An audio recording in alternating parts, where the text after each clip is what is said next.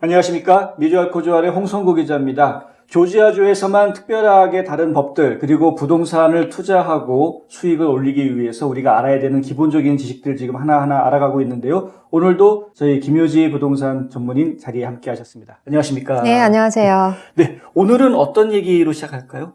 네, 오늘은 개인 자격으로 미국 부동산을 취득할 경우와 네. 법인 자격으로 미국 부동산을 취득했을 경우에 네. 거기에 따른 차이점에 대해서 네. 한번 알아보려고 합니다. 네, 그렇지 않아도 얼마 전에 어떤 분이 그런 질문을 주셨었어요. 아, 그래요? 네, 개인적으로 사는 거 가능하냐? 네. 꼭 LLC 해야 되느냐? 네. 이런 질문을 올려주신 분이 있었는데 잘 됐네요. 네. 자, 오늘은 그러면 개인으로 미국 부동산을 사실 경우하고 LLC라는 법인을 통해서 미국 부동산을 사실 경우 조지아주에서는 과연 어떻게 다른지 얘기 한번 들어볼까요? 예, 일단 이제 개인 자격으로 네. 미국 부동산을 취득하는 경우는 네. 상당히 간단해요. 그렇죠. 네, 사면 되죠. 그냥 사면 되죠. 네. 근데 이제 그 절차에 있어서 네. 우리가 저번 방송에서도 한번 정리를 해드린 적이 있었는데, 네. 외국인 자격으로 미국에 있는 부동산을 취득할 경우에 먼저 질문하시는 문제가 뭐냐면 송금이에요. 네. 이미 여러 번 다루었던 내용이지만 다시 한 번 더 여기서 이제 정리를 해드린다면은 네. 상당히 간단하게 송금이 가능하죠. 음. 그 2006년도 이후로 해외 부동산 투자 자유화가 되면서 네. 그 보내는 그 돈의 그 금액 자체도 네. 이제는 언리밋이 되었잖아요. 언리밋이에요? 언리밋이에요. 그렇구나. 많이 발전했네요. 제가 한국을 떠난 사이에. 네. 많이 네. 완화돼서 현재는 네. 언리밋이거든요. 오, 네. 예, 그래서 일단은 부동산을 미국 현지에서 취득을 하고 네. 그다음에 집 매매 계약서와 네. 집 감정서만 있으면 은행에서 쉽게 송금을 하실 수가 있어요. 매매계약서, 감정서. 네. 그리고 이제 송금을 하실 때에는 해외 부동산 취득 신고서라는 게 있는데, 네네. 예, 그거를 은행에 가서 그냥 적으셔서 네.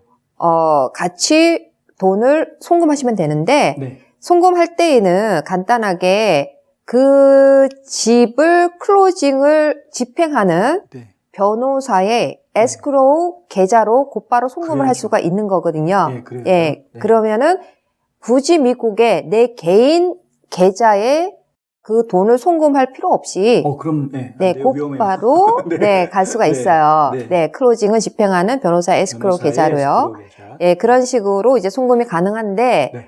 일단은 이제 그 계약금을 먼저 보내야 되는 경우가 있잖아요. 그렇죠. 계약금 같은 경우에는 집 매매 계약서라든지 집 감정서가 없는 경우라도 네.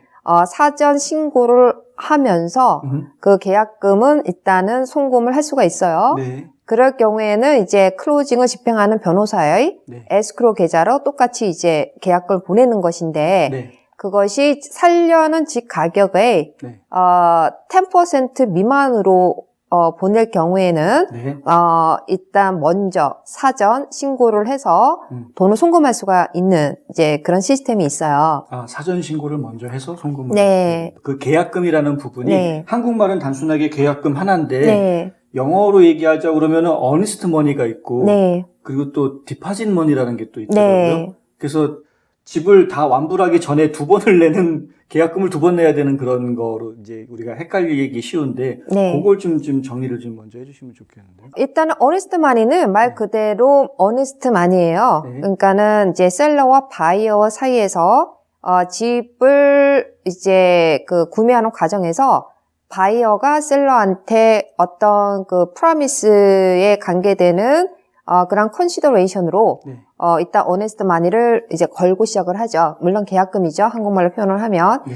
그리고 디파짓이라는 것은 이제 한국말로 표현하면은 이제 뭐 중간에 더 지불해야 되는 이제 그런 거를 디파짓이라고 표현을 하는데 보통은 이제 새 집일 경우에 네. 보통은 이제 처음에 계약을 할 때 계약금을 걸고 시작을 하죠. 네. 그리고 이제 중간에 뭐 특별히 업그레이드를 한다고 쳤을 때 그 업그레이드 부분에서 있어가지고 일부는 먼저 디파짓을 하고 들어가는 경우가 있어요. 네. 그럴 때 이제 그 한국말로 표현하면은 중도금을 치른다 이런 말도 하는데 이제 그럴 경우에는 중간에 additional deposit이라고 표현을 하면서 아. 예, 그 돈이 들어가고 나중에는 처음에 걸었던 earnest money와 네. 중간에 걸었던 그런 디파짓 마니가 같이 클로징 때 바이어한테 크레딧으로 네. 돌려주는 이제 네. 그러한 시스템으로 되어 있죠.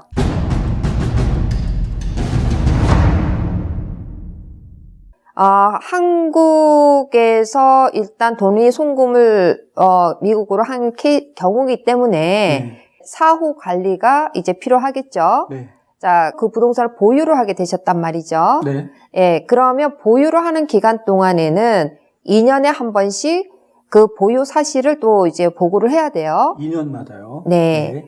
그리고 이제 매각을 했을 경우에는 네. 매각한 날짜로부터 3개월 내로 해외 부동산 매각 신고서를 또 작성해서 이제 그 처리를 하는 이제 그런 부분들이 있어요. 자, 그리고 이제 보유를 하는 동안에 발생하는 네. 임대 소득이 있을 거 아니에요? 네. 이제 투자용 부동산이니까. 투자용이면, 네. 예, 그러면 임대 소득에 있어서는 내국인일 경우에 네. 세금 공제를 받을 수 있는 부분들에 대해서 제가 말씀을 드렸었잖아요. 그렇죠. 예, 이미 지난 방송에도 얘기를 했었고. 네. 자, 그리고 외국인의 경우라도 네. 내국인처럼 세금 신고를 하면 네. 똑같이 임대 소득에 관한 세금 공제를 받을 수 있다는 거를 네네. 지난 방송에서도 제가 말씀을 드린 적이 있어요. 네네. 텍스 아이디를 받으라고 그때 그러셨죠. 네, 맞아요. 네. 그래서 이제 그런 방법을 통해서 이제 세금 공제를 충분히 그런 혜택을 이제 누릴 수가 있는 것이고요. 네. 자, 그리고 매각을 했을 경우에 네. 예, 매각을 했을 경우에는 매각한 돈을 그대로 한국으로 다시 가져갈 수도 있는 경우가 있고 그렇죠. 또 그 판 돈을 가지고 1031 exchange를 통해서 또 다른 예, 부동산. 또 다른 부동산에 투자를 할 수 있는 이제 네. 그런 경우가 있어요. 네. 자, 그런데 대부분의 질문들이 무엇이냐면 법인의 자격으로 해외 현지 법인을 통해 미국 부동산을 보유했을 경우에는 1031 exchange가 가능하지만 네. 개인 외국인 자격으로 미국에 있는 부동산을 보유를 해서 네. 매각했을 경우에는 1031 exchange가 안 된다고 한다 네, 그런 소문이 하는 있어요? 또 네. 말씀들이 있어요. 네. 진실은 뭔가요? 그래서 제가 회계사님하고도 네. 한번 얘기를 해보고 또 변호사님하고도 얘기해봤는데 자, 외국인 자격으로 부동산을 보유를 했다가 매각을 할 경우에는 네. 내국인처럼 일반 양도소득세 비율로 해서 세금을 내는 게 아니라 그렇죠. 15% withholding tax가 있다. 맞아요. 원천 징수한다. 원천 징수를 한다. 네. 1031 exchange를 하기 위해서는 일단 먼저 하셔야 되는 작업이 네. withholding certificate을 신청을 하셔야 된다는 거죠. 아, 일단은 원천 징수를 좀 뒤로 미루는 걸 먼저 네, 신청을 맞습니다. 하고요. 그게 이제 소요 기간이 3개월 정도가 걸릴 수가 있기 때문에 미리 하라고 그러셨죠. 네, 1031 exchange를 할 것 같으면은 네. 먼저 사전에 준비를 하셔야 된다는 거거든요. 맞아요. 네. 1031 exchange가 성립되기 위한 조건도 네. 사실은 그 기간에 있어서 굉장히 촉박한 조건을 갖고 있잖아요. 맞습니다. 45일 기간 안에 매물을 선택하고 네. 180일 기간 안에 클로징이 클로징이 끝나야 끝나야 되는 규율들을 다 맞춰가는 과정이 있기 때문에 네. 사실 그런 거를 사전에 전문가분들과 충분히 상의를 하시고 네. 그 1031 exchange를 하시는 게 이제 좋을 것 같아요. 네네. withhold 그 certificate 그거를 하면은 1031은 그냥 하면 되는 거예요. 그냥 하면 되죠. 그런데 이제 절차는 좀 복잡해요. 사실은. 아, 그래요? 네, 복잡한데 네. 그거는 어차피 전문가들이 하는 일이니까 전문가들이 이제 복잡하게 하는 거고요. 개인 자격으로 할 수 있다고 그래서 혼자서 그냥 막 하려고 했다가는 오히려 낭패를 보실 수 있겠네요.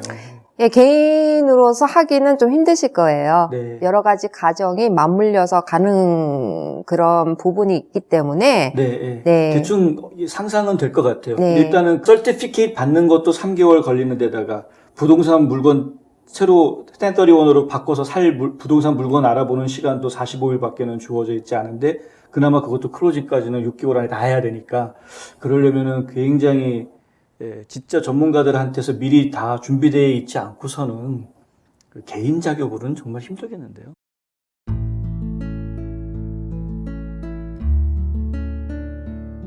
안녕하세요. 이상회계법인의 이상엽입니다. 30년 동안 아틀란타 한인사회에 봉사한 역사와 경험을 바탕으로 여러분들의 세무회계 관리와 재정 은퇴 계획을 상담해드리고 있습니다. 부자되세요.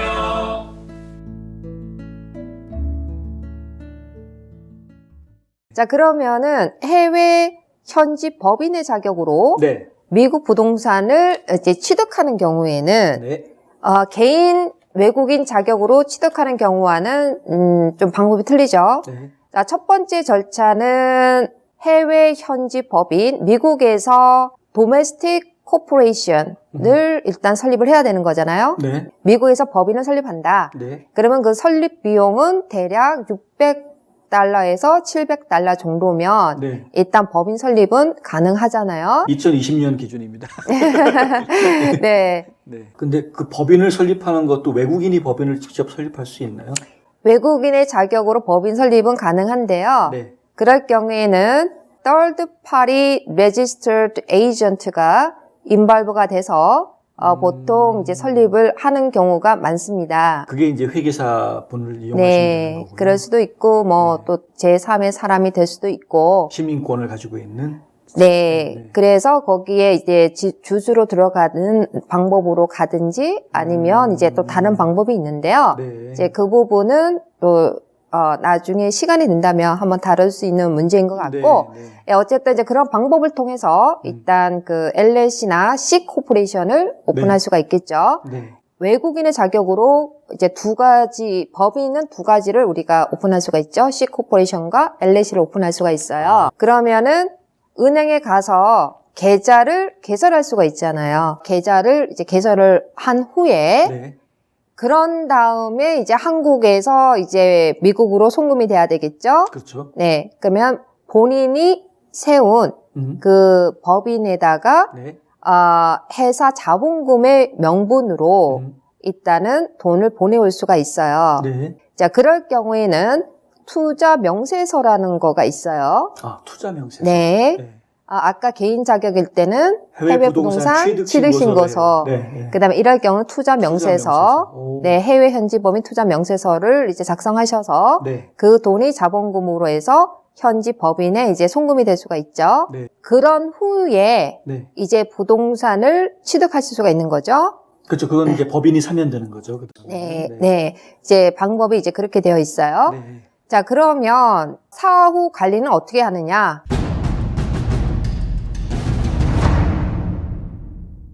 법인이 해외 부동산을, 미국 부동산을 취득하는 경우에는 네.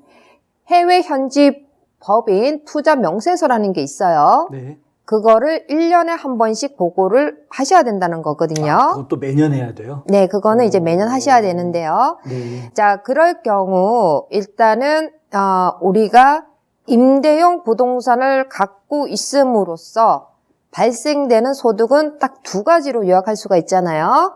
하나는 임대소득을 신고하는 거, 네. 두 번째는 양도소득세 매각했을 팔았을 때 때. 그런 경우인데, 네. 자, 그러면은 이제 그 LLC나 C 코퍼레이션이 어쨌든 도메스틱 코퍼레이션으로서 네. 하나의 엔티티로서 이제 그 부동산을 취득하면서 거기에 따른 이제 이득을 남기는 이제 그러한 시스템으로 이제 가게 되잖아요. 네. 네. 자, 그랬을 때 받는 세금 공제는 똑같아요. 내국인의 자격으로 받을 수 있는 세금 공제는요.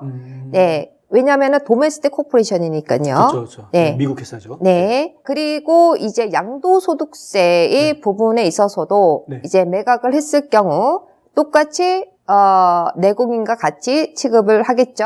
아, 양도소득세의 비율을 그렇죠. 기준으로 해서 우리가 예전 방송에도 했지만은 임대용 부동산일 경우 매각 시 네. 그 기준은 1년 미만으로 두느냐, 1년 이상으로 두느냐에 따라서 텍스 나가는 퍼센테이지가 틀리다. 네. 이제 그런 말씀도 드렸죠. 네네. 궁금하신 분들은 지난 방송을 보시면 될 것 같고요. 네. 자, 그래서 이제 그런 쪽으로 되는데 이럴 경우에 1031 exchange를 네. 하는 경우에는 간단하게 이제 LLC에서 또는 C코퍼레이션에서 부동산을 매각해서 네. 그 받은 금액 자체를 1031 exchange 그 규율에 맞게끔 하시면 되는 거죠. 네. 왜냐면은 법인이 하는 거기 때문에. 그렇죠. 네. 네. 자, 다른 점이 있다면 임대 소득에 있어서 1년에 한 번씩 세금 보고를 하시잖아요. 네. 법인이 하게 되겠죠. 네.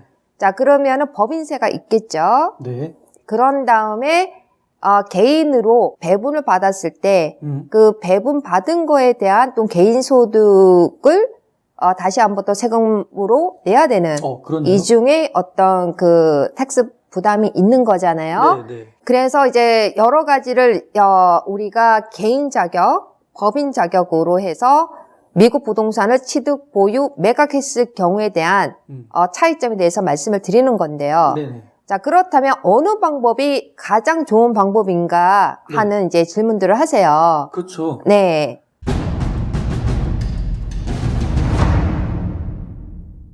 어떤 성격의 미국 부동산을 취득하냐에 따라서 개인 자격으로 가는 게 좋을 수가 있고 법인 자격으로 가는 게 좋을 수가 있고 다 다를 수가 있어요. 자, 예를 들면 네. 법인으로서 부동산을 취득하고 매각하는 경우, 특히 보유하고 있는 동안에 사실은 가장 중요한 게 리스크적인 면이거든요. 네. 네, 전에도 우리가 방송에서 얘기했지만 무한 책임이냐 유한 책임이냐 네. 그 차이 있잖아요. 네. 자, 그렇다면은 예를 들어서 그 금액이 큰 부동산 네. 그리고 덩어리가 큰다든지 그럴 경우에는 아무래도 이제 그 무한 책임보다는 유한 책임으로서 네. 끝나는 게 좋기 때문에 네. 어떤 법인 형태로 가는 경우가 더 좋을 수도 있는 것이고요. 네. 또 어떤 경우에는 이제 작은 규모의 부동산을 여러 채를 이제 구입했을 경우에 네. 그럴 경우에 나한테 들어오는 그러한 임대 소득이 그렇게 많지 않은 경우에는 굳이 또 법인을 설립해서 갈 필요가 또 없는 거거든요. 네. 자, 그 부분에 있어서는 또 달리 우리가 표현을 한다면 미국에서 우리가 임대 소득에 대한 세금 보고를 하잖아요. 네. 그러면은 그거를 또 한국에다가도 보고를 해야 되는 의무가 있잖아요. 그렇죠. 네, 그렇지만 그 세금을 미국에도 내고 또 똑같이 한국에도 내고가 아니라 네. 미국에서 한번 냈으면 그 금액만큼은 한국에서 이제 빼고 네. 나머지 부분이 있다면 그 부분을 내는 거잖아요. 네. 네. 또는 양쪽 국가에서 세율이 높은 쪽으로 계산해서 이제 해결하는 경우가 있고 그렇습니다. 자, 그래서 그거는 나라마다 그 세법이 다르기 때문에 반드시 법인을 설립해서 네. 그 미국에 있는 부동산을 취득하고 보유하고 매각하는 그것이 가장 이제 좋다라는 어떤 답안은 없는 것 같아요. 네. 네.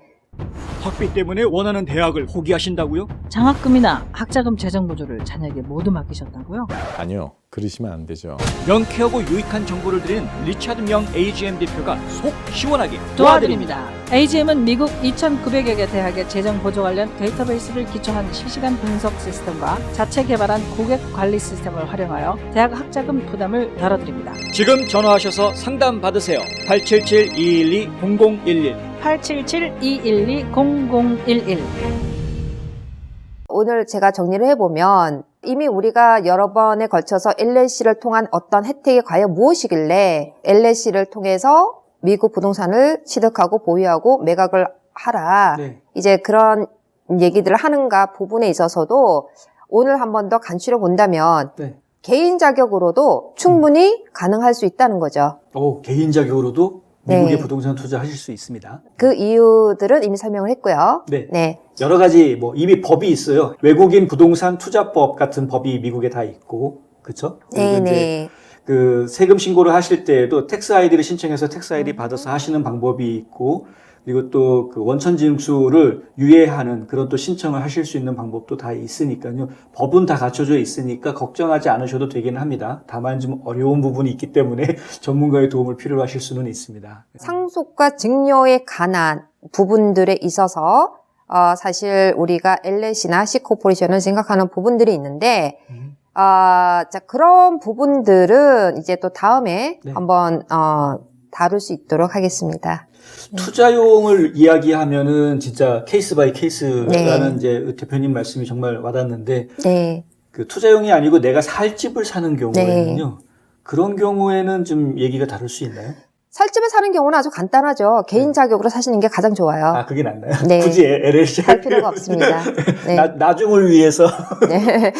나중을 위해서라면 그거는 이제 그때 가서 또 전문가하고 상의를 하시면 네. 이제 어떤 식으로 그거를 갈 것인데에서 또 상세하게 설명을 들으실 수가 있고요. 그렇죠. 개인 자격으로 했다가 나중에는 LLC로 바뀔 수도 있는 거고요. 그렇죠. LLC로 갔다가 또 개인 자격으로 바뀔 수가 있는 것이고. 아, 그것도 가능하겠네요. 네. 그리고 이제 LLC의 장점은 뭐냐면은 네. 그 LLC라는 그 엄브렐라 안에서 여러 사람이 인발브돼서 거기에 대한 어떤 배분의 문제, 지분의 문제, 지분의 관계가 자율자재로 왔다 갔다 할 수 있다는 거죠. 네네. 예, 왜냐하면 개인 자격으로 갔을 경우에는 어쨌든 그 송금을 할 때 개인의 그 매매 계약서를 필요로 하는 경우지만 네.